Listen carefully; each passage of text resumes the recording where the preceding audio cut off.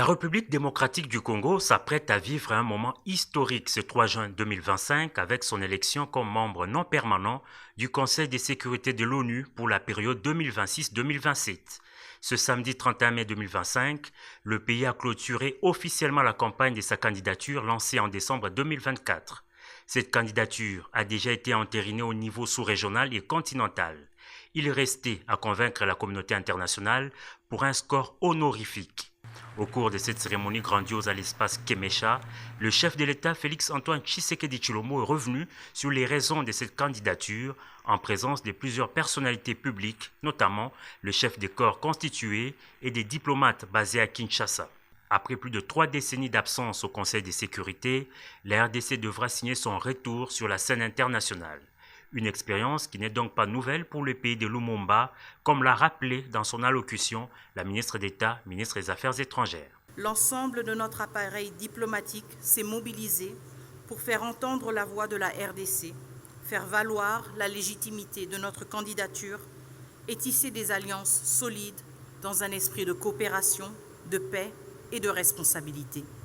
Nos représentations permanentes à New York, Addis Abeba, Genève et Bruxelles ont mené une série d'initiatives ciblées dans les enceintes régionales et internationales avec un objectif constant, démontrer que la République démocratique du Congo est prête à assumer à nouveau ce rôle au sein du Conseil de sécurité avec responsabilité, compétence et engagement. Cet important travail abattu par la RDC résumé dans un guide a été remis solennellement au président de la République.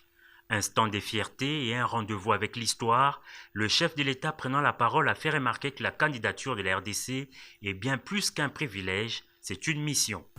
Être candidat au Conseil de sécurité, c'est bien plus qu'un privilège, c'est une mission.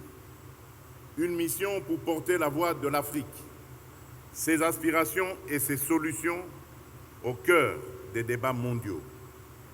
Pour la République démocratique du Congo, c'est l'occasion d'affirmer notre vocation de pays pivot au carrefour des dynamiques africaines, un pont entre les peuples et les régions du continent.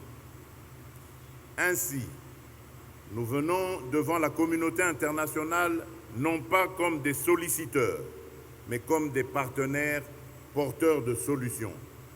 Solutions climatiques, solutions énergétiques, solutions de sécurité collective fondées sur l'expérience et la solidarité.